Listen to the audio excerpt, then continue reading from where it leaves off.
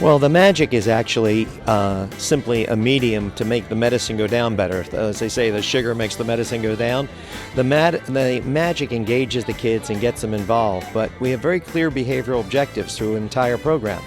At the end of the program, the children should be able to do specific things. For example, when we talk to them about cooling a burn with fresh, cool water, they should be able to tell you, if you say to them, what do you do if you get a burn? What's the very first thing you do? They should be able to look at you straight in the eye and right away say, cool the burn with fresh, cool water.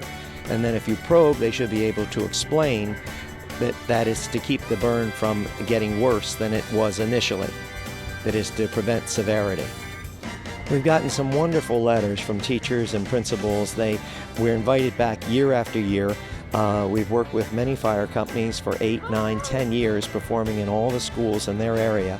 We generally take the theme of whatever the National Fire Protective Association has assigned for Fire Prevention Week, and we use that to set our goals each year. So the show actually changes year after year, and it's amazing with some of the schools we go into how knowledgeable the children are about fire safety and fire prevention. And as far as the teachers, we get lots of compliments. I've had a teacher came up to me last week and she walked up, she said, so how long were you a teacher? She could tell that I taught ninth grade social studies. And I've had principals offer me a job, so it goes over very well with the schools. We're always welcome back. Well, I like to feel that it will make a difference. I like to feel that when you start reaching the number of children that we're reaching, and you start getting across to them why you want them to do these different behaviors. For example, when we teach them stop, drop, and roll, we don't teach them stop, drop, and roll by rote. We teach them why to stop. Right after we've discussed with them cutting off air to a fire, we then get into, well, this is what do you do if you catch fire, and then why did you do it?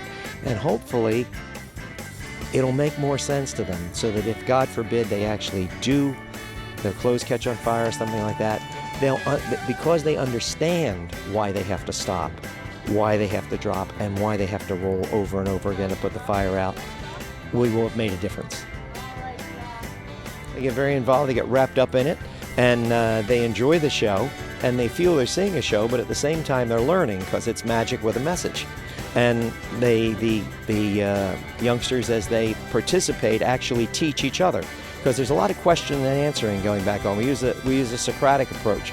So the idea is that we actually want the learning to come from the children in the audience who know the right answers, and we try and draw those answers out of them because we think it gives you a more positive and a stronger message to the kids.